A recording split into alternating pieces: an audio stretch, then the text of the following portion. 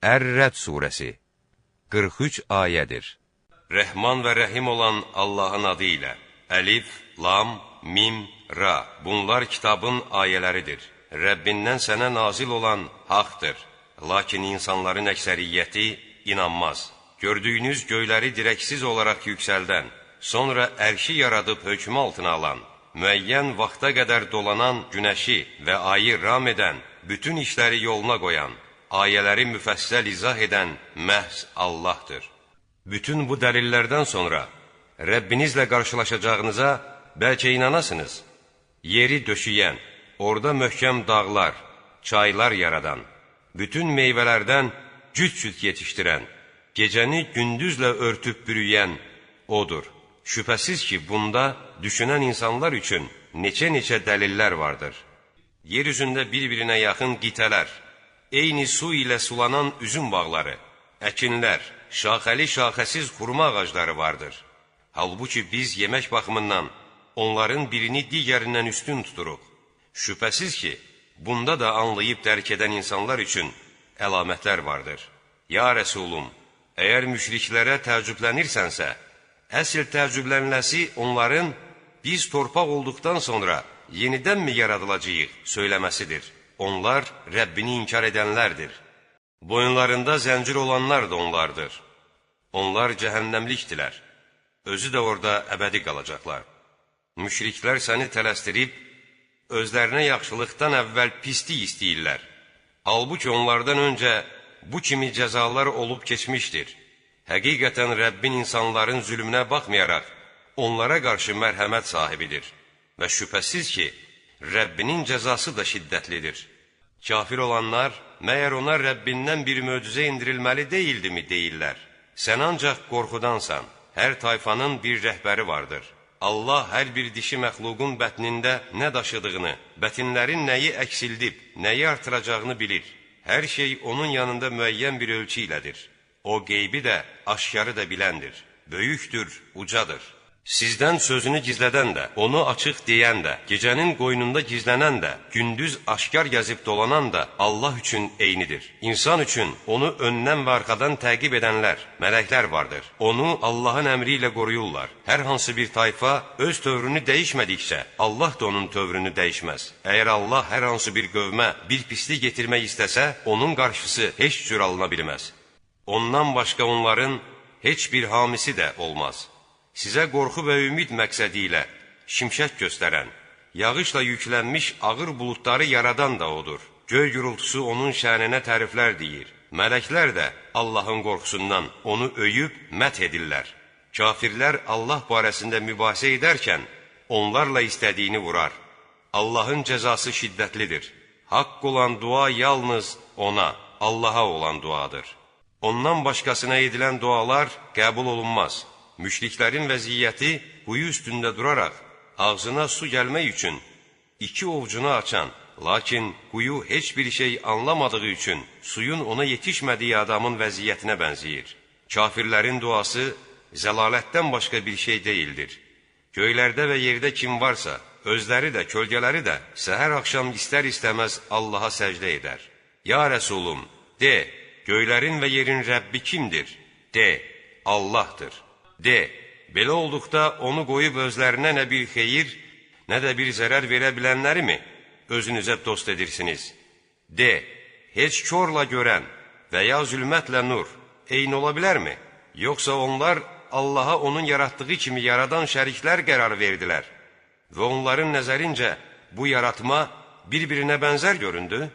De, Allah hər şeyin xaliqidir. O birdir, qəhr edəndir. Allah göydən bir yağmur endirdi. Vadilər öz tutumlarına görə onunla dolub daşdı. Sel üstünə çıxan bir köpüyü alıb apardı. Bəzək şeyləri və ya əşya düzəltmək məqsədi ilə insanların od üzərində qızdırıb əritdikləri üstündə də buna bənzər bir köpük vardır. Allah haqq ilə batili ayırt etmək üçün belə misallar çəkir. Köpük heç bir şey olmadığı üçün uçub gedər. İnsanlara fayda verən bir şey isə yer üzündə qalar. Allah belə misallar çəkir. Rəbbinin dəvətini qəbul edənləri ən gözəl nemət gözləyir. Rəbbinin dəvətini qəbul etməyənlər isə yer üzündə olan hər şeyə, üstəlik bir qədərinə də malik olsaydılar, Onu Allahın əzabından qurtarmaq üçün fidyə verərdilər. Onları çox pis, çətin bir haqq hesab gözləyir. Onların məskəni cəhənnəmdir. O necə də pis yerdir. Rəbbindən sənə nazil edilənin haqq olduğunu bilən kimsə körlə eyni ola bilərmi? Yalnız ağıl sahibləri öyüd nəsihət qəbul edərlər. O kəslər ki, Allaha verdikləri vədi yerinə yetirir və əhdi pozmurlar. O kəslər ki, Allahın birləşdirilməsini əmr etdiyi şeyləri birləşdirir.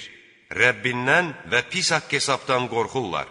Və o kəslər ki, Rəbbinin razılığını qazanmaq üçün səbr edir, vaxtında lazımınca namaz qılır.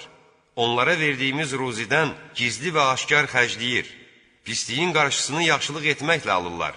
Məhz onları gözəl axirət yurdu, özlərinin, həmçinin əməli salih ataları, övrətləri və övladlarının daxil olacaqları ədn cənnətləri gözləyir.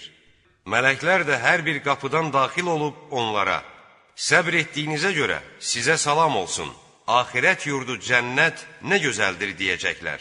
Allahla əhd bağladıqdan sonra onu pozanlar, Allahın birləşdirilməsini əmr etdiyi şeyləri, qohumluq əlaqələrini qıranlar, yer üzündə fitnə fəsad törədənlər isə lənətə düçar olacaqlar. Onları cəhənnəm, o biri dünyanın pislikləri gözləyir.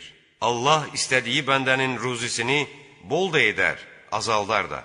Məkkəlilər dünya həyatı, bol ruzi ilə sevindilər. Halbuki dünya həyatı, axirət həyatı ilə müqayisədə çox cüzi bir şeydir. Kafir olanlar, məyər Rəbbindən ona bir möcüzə indirilməli deyildimi, deyirlər. De, Allah istədiyini saptırır. Tövbə edən şəxsi isə öz hidayətinə qovuşdurur. O kəslər ki, Allaha iman gətirmiş və qəlbləri Allahı zikr etməklə aram tapmışdır. Bilin ki, qəlblər yalnız Allahı zikr etməklə aram tapar. İman gətirib yaxşı işlər görənlərin xoş halına onları gözəl bir sığınacaq gözləyir.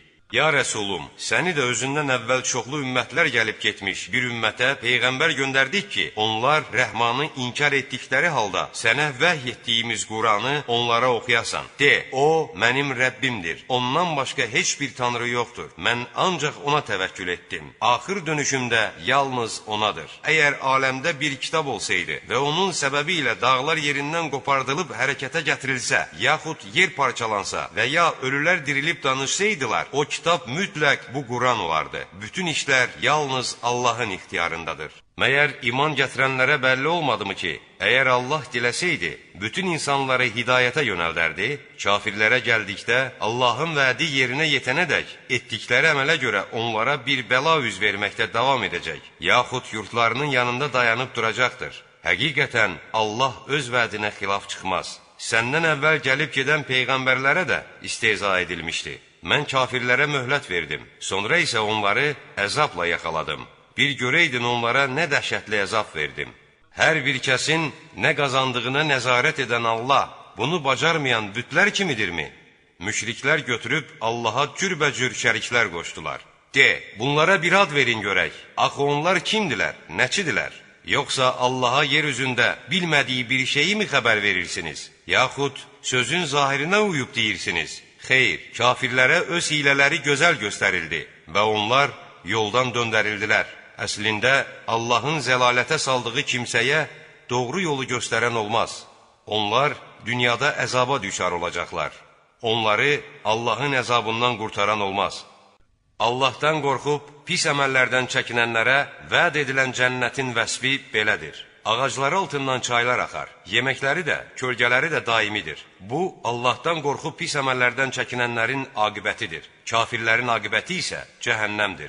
Kitab verdiklərimiz, sənə nazil etdiyimizə, Qurana sevinirlər. Sənə qarşı ədavət bəsləyən elə firqələr də vardır ki, onun bir qismini inkar edirlər. De, mənə Allaha ibadət etmək, ona şərik qoşmamaq əmr olunmuşdur. Mən ona dəvət edirəm və mənim axır dönüşümdə yalnız onadır.